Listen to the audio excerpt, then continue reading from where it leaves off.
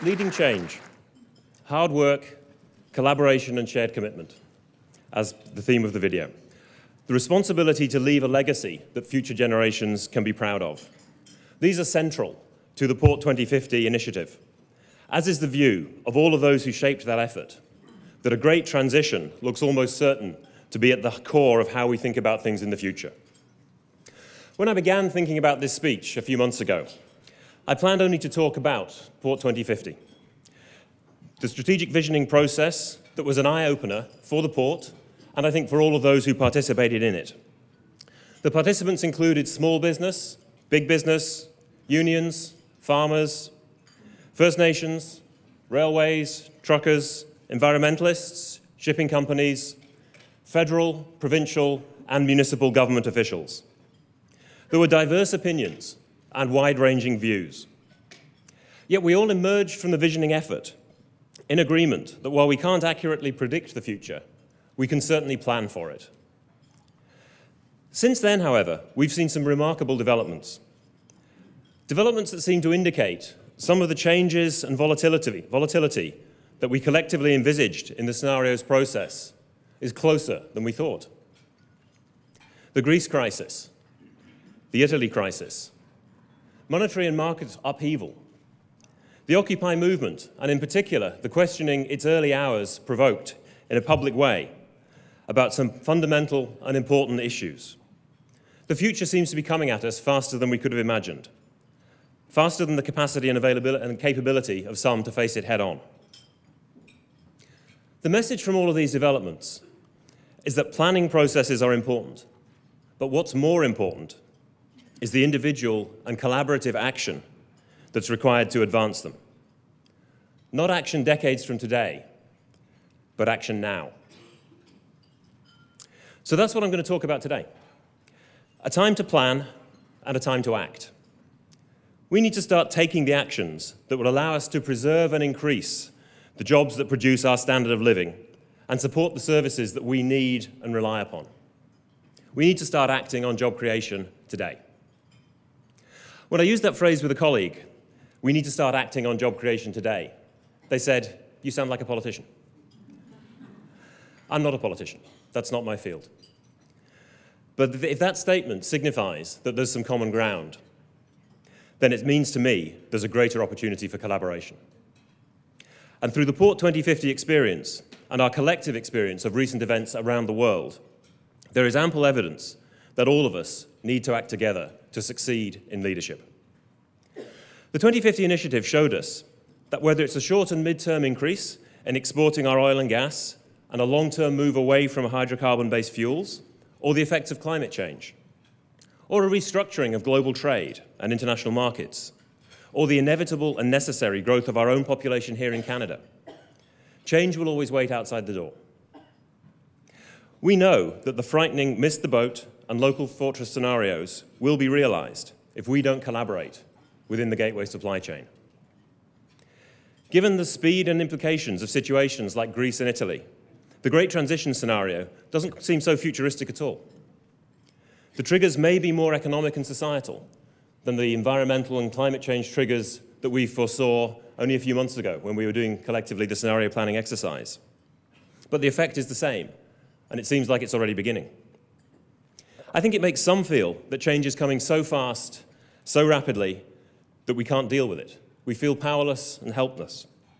Yet we are positioned to emerge through this rough and risky period as a global success that sees us institutionalize a triple bottom line involving the economy, the environment, and the services that sustain our society. But Port 2050 isn't just about the port and port communities, and we can't do it alone. Neither can your business or your industry. You can't do it by yourselves. It will take all of us to drive a collaborative effort and ensure that we have the leadership that has the will to turn the collaboration into action and results needed to meet these challenges.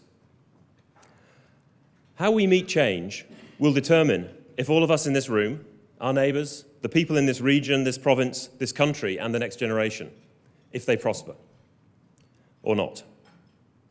Success is not guaranteed to any one of us, and as the Port 2050 process made even clearer, there isn't a certainty. It also demonstrated that the chances for success and prosperity are dramatically increased when job generators face the future together and take the action necessary to give meaning to the planning and preparation. Why? Because in lean times and in good times, people want to work. They want to work and see their children work to build their own bright futures. We need to do what's required so that they can. We are the businesses and industries that create the jobs people need. We're not politicians, but we can drive job creation that must be at the core of any political agenda. Here in the Lower Mainland and in BC, we owe so much of what we have today to the simple fact that it was here that a transcontinental railway first reached tidewater. Initially in Port Moody and then in Vancouver, the port allowed trade and commerce to flourish.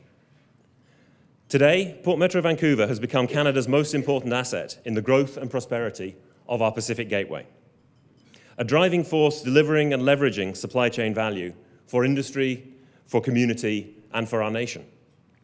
The most diversified port in North America, which facilitates operations in 16 communities throughout the Lower Mainland, with benefits that flow to dozens of other communities right across the country through indirect and port-related jobs.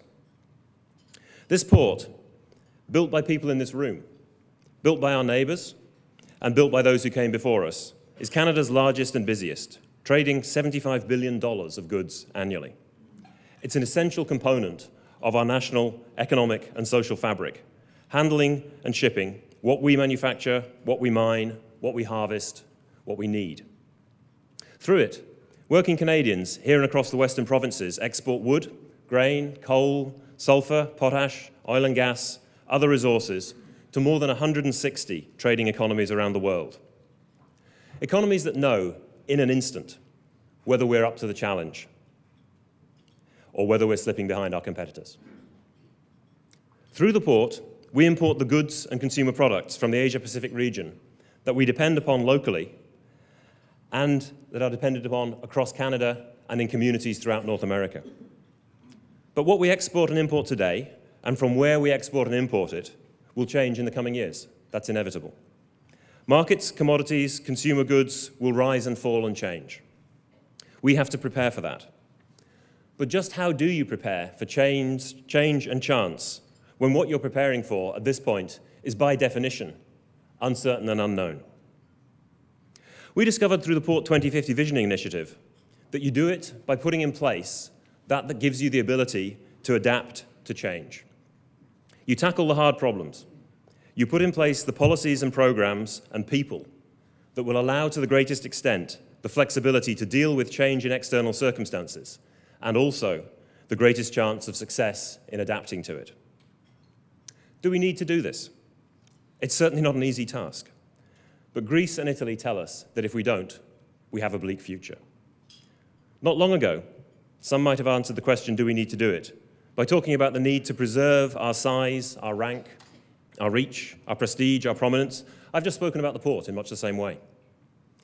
But increasingly, with so much global uncertainty and turmoil, I think it's more important and fundamentally helpful to ask the why question, to answer the why question in this way. 129,000 jobs. That's 129,000 jobs in the port supply chain alone. There are tens of thousands, hundreds of thousands more jobs in the heart of communities throughout our nation that depend on the port to get their goods to market or bring their goods from overseas. You'll know the number of jobs your business or industry generates. But for the port, for those hundreds of thousands of jobs, that's why we need to re-examine policies and programs that have a bearing on whether we can preserve and increase those jobs. We need to take action when policies of governments or agencies threaten existing jobs and impede the creation of new ones. And we need to be unafraid to replace policies and programs outright if doing so allows us the flexibility to deal with change and to adapt. At a time when markets reel because the United States created only 80,000 jobs in a month, hundreds of thousands of jobs depend on this port, all across Canada. And what's more important than the jobs is the people who do them. It's a family in Delta who depend on employment in a company that maintains cranes. It's a family on the North Shore who depend on employment as an engineer designing new machinery to load grain. A family in Richmond who depend on a firm that produces and maintains software for a shipping and trading company. A family in Surrey who operate a container truck that services port facilities. A family in an interior First Nations community working for a mining operation that has a contract to produce and deliver its commodity to a South Korean manufacturer. A family in the Kootenays who depend on employment as an accountant for a coal company that ships to Japan. It means that for people and families across Western Canada to make a go of it in their community, everything we do relating to the port in this community, or that we fail to take on, if it's threatening to limit the port or limit its future, everything counts, and counts enormously. It means that an efficient and competitive port with an efficient and competitive supply chain represents the family in the Alberta oil patch who need to get that critical commodity to China. It includes the families in Saskatchewan and Manitoba who grow grains and crops and depend on economic, timely shipping to global markets. Beyond Western Canada, it includes a family in Montreal or Newfoundland that sells shoes made in Vietnam, that install air conditioners manufactured in Qingdao, shipped through the port here. These jobs depend on this port and this gateway. Jobs that provide revenue that municipalities, provinces, federal government need to provide the services we all require. All these jobs depend on a competitive and efficient supply chain that may begin or end in towns and cities across the land, but ultimately that depend on the jobs and services that we've created here. How do we get ready for change, big and small? And how do we protect and grow jobs when we don't yet know the effects of change? In our case, we began by talking about it. And through that, we quickly learned that we need to collaborate. We need to be fearless in our discussion and willing to take action. You may already know what's required to handle change in your world, what your business and your industries need to do to prosper in the future. You may well already also know what your neighbors think what's required in their world, about what your municipalities, your province, your country needs to be flexible and able to deal with situations, structures, obstacles, and approaches that threaten jobs. While each of you will have a response that differs from that of your neighbor, I can tell you, having gone through our Port 2050 visioning process, that I think you could very well be surprised by how much you can agree on together. What sort of things need to be examined? Each of you will likely have an idea of what's important, and so does the port. Certainly we think there has to be a cooperative process with federal, provincial, and municipal governments, where everyone is able to express their hopes and their fears in a respectful way, but where all can provide input to a process that ultimately allows what we make, what we mine, what we harvest, what we need to have efficient access to markets that are there for them. That's how we'll ensure those thousands of jobs, and more of them in the future. We need to be bold, too. We need to be fearless, taking on issues and forging linkages that preference or easy practice have put off limits in the past. And before they can be accepted or rejected, they need to be openly and honestly discussed. For example, some have suggested the time has arrived for a single West Coast port, one that ensures BC ports aren't competing with one another at each other's expense, but are instead working together to compete against ports in other countries that want the jobs and the economic benefits that our ports have won through hard work and effort. Others might suggest it's time to seriously rethink land use, so that facilities and infrastructure required by our own inevitable population growth and changing world will be accommodated without sudden and unexpected impact. Perhaps it's not just an agricultural land reserve that's needed in British Columbia, but a jobs land reserve. A reserve where land that's critical to the jobs that we have and the jobs that we will require in the next 30 or 40 years is available and allows those jobs to grow and flourish. Others may go further still. They may suggest that it's right to bring innovation and leadership to bear on port land use decisions, to address the threat to job preservation and growth arriving from multiple, expensive, separate municipal engagement processes and decision-making, to ensure that the next generation in Delta, the North Shore, Richmond, Surrey, throughout the Lower Mainland, have the chance to secure their future through good jobs with good paychecks made possible by a gateway that has prospered through integrated and affordable municipal decision-making and streamlined and efficient management engagement on how the port uses its lands. All of us in this room, our businesses, our industries, our business groups like the Vancouver Board of Trade and our chambers of commerce need to think fast and hard about these changes. In recent years, there have been some spectacular failures of leadership and institutions around the world. Some have lost hope as a result, and others are losing it. Cynicism and doubt are building about what can be done, or if anything can be done at all. There's never been a greater need for those who generate jobs to make their voices heard about what's required to counter this cynicism and despair, the preservation of jobs and the creation of new ones. We need to keep those 129,000 port jobs and the hundreds of thousands of other jobs the gateway supply chain supports. We'll need to create more of them for the next generation and the generation after that. There will be voices that decry such an effort or discourage its effectiveness. There always are. Perhaps Greece and Italy offer an example of what happens when those who decry prevail.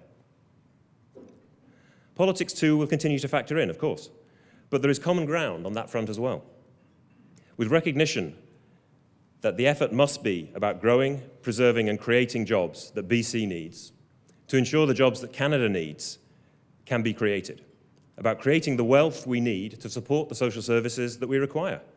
Political parties may have differing views on many things, but they fundamentally agree that a healthy economy with good jobs and good paychecks is absolutely necessary to support what a government needs to do or wants to do.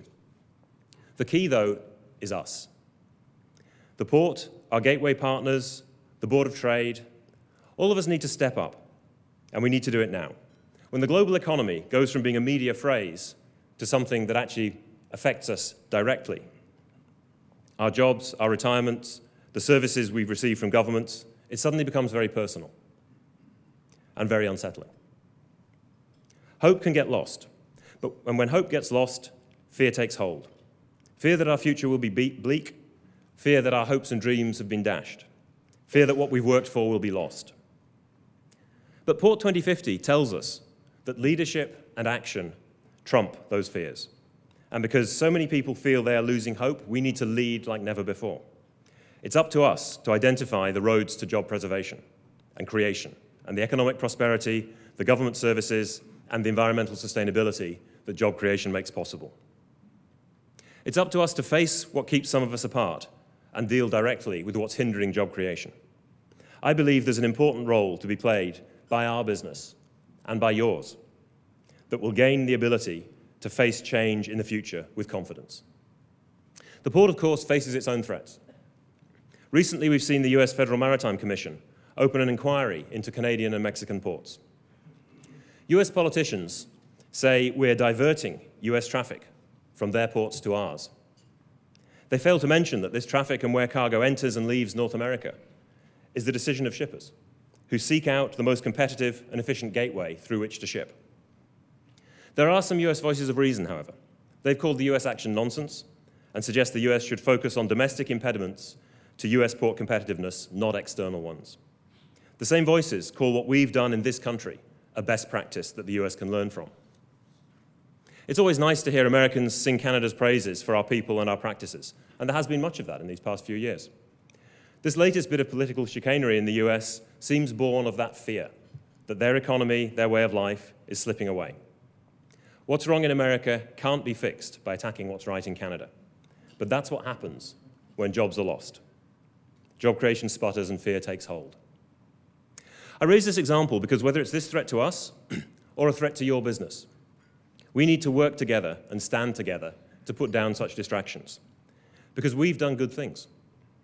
We've come through the early part of the global meltdown in better shape than most. We need to stand together and work together to make the changes required in order to succeed whatever else the world has in store. I urge you to consider what you think needs to be done to ensure our futures are bright, to create the jobs and the paychecks and the services that we depend on. I encourage you to join together, put your issues on the table, and fearlessly discuss them. I challenge each of us to step up and lead, because it's our industry and yours that will create the jobs and make hope reality. It's jobs and all they provide that will get us to the kind of future we want and we know we can get to.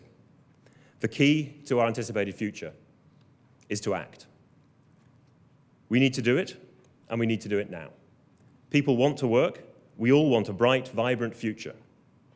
Let's work together to create those jobs, shape our future for the port, for our communities, for our province, for our nation, for all of us. Thank you. I have a couple to start out with.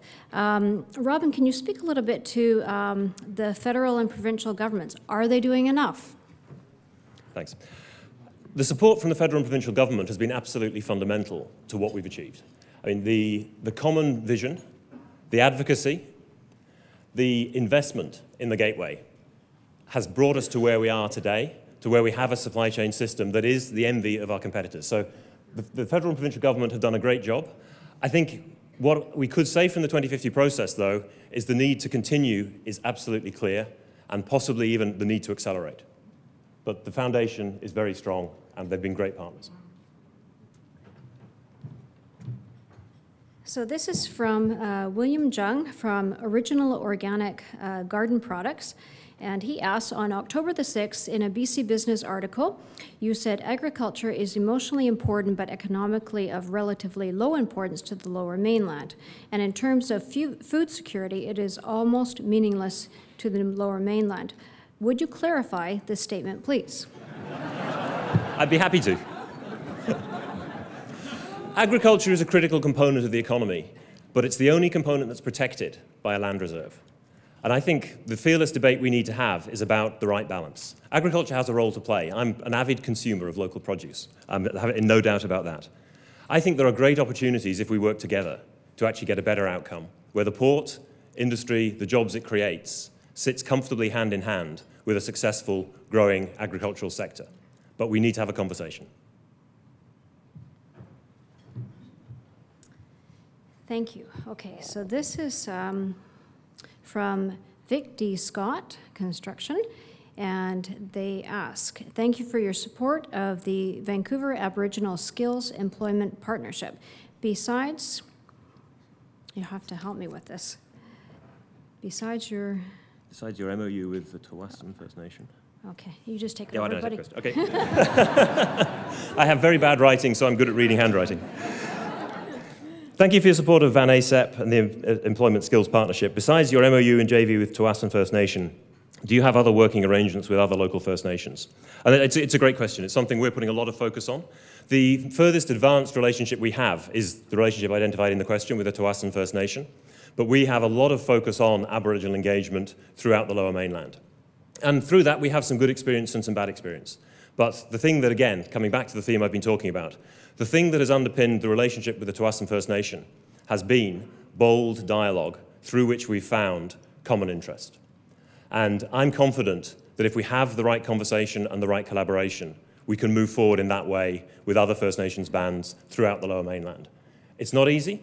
It's not easy for the First Nations band, and it's not easy for us. But we're moving towards a successful model with one that I hope and believe we can apply to others through open dialogue. Great, and now we have a question from BC, Jock Finlayson. Are you worried about a sharp slowdown in China's economy? How likely is such a scenario? I think if I could answer that one, Jock, I'd be doing something much better paid. Not that I'm complaining, but... No, but actually, it is, I mean, of all the economic shocks that we're watching at the moment, that I'm watching at the moment, the possibility of an economic shock in China is the one that I'm watching most carefully.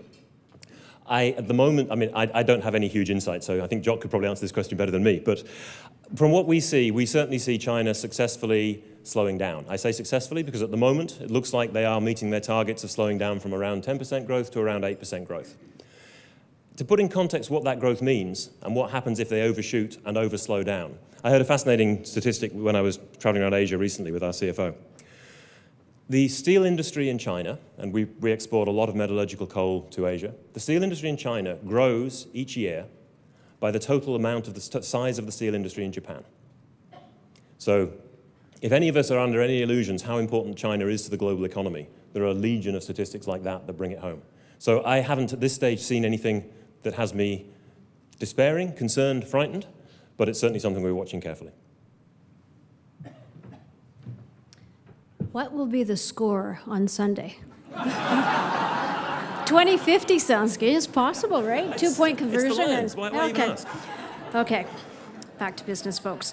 Can't get my mind off the football. Okay, Jane MacGyver from the BC Shipping News magazine, fabulous magazine, says, I am curious about the Superport concept. How much of a reality could that be? What timeline would it happen? So I presume the question of the Superport concept is around the development at Roberts Bank and Terminal 2. The question is, how much of a reality could that be? If you look at the fundamental drivers of what brings a need to expand capacity, it's what I've talked about in my speech. It's about the growth in Canada, the growth in GDP, the growth in the economy, the population that we all are part of, that we all want individually, and that we all want for the benefit of for a collective future. And if you look at the fundamentals, we're well placed. The economy is in much better shape. That growth is already coming back. So I think the need for capacity is unequivocal, that we will need capacity. And the opportunities to develop capacity are limited. So I think, which is why we're very focused on it, the best opportunity to deliver the capacity that Canada needs in the West is Roberts Bank. And I do think that project will be a reality. It will need a lot of work, a lot of robust conversation, fearless discussion about how we make it the best project it can be from the point of view of the port, the point of view of the economy, the point of view of the environment, the point of view of the community. And we're embarked on all of those processes, and I think it's a 10-year process. But I'm very confident that we can get there and we can create a good project that meets all of those needs.